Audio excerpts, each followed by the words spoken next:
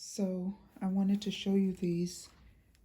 I have a client. She's been my client for almost 3 years, one of my originals.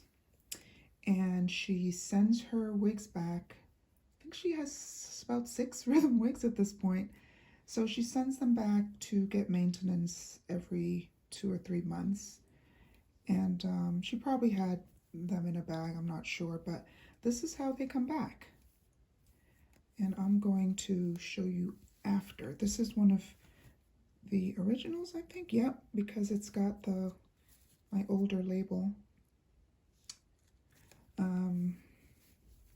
So this is one, and then another one. I think this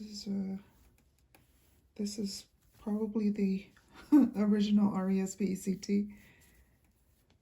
Another older one, and then is this that one?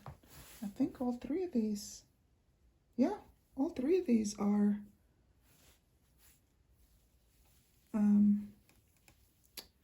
from way back in the day. So this is the before, and I'm gonna take good care of them, get them all clean and moisturized and brushed out and all of that, and I will show you the after.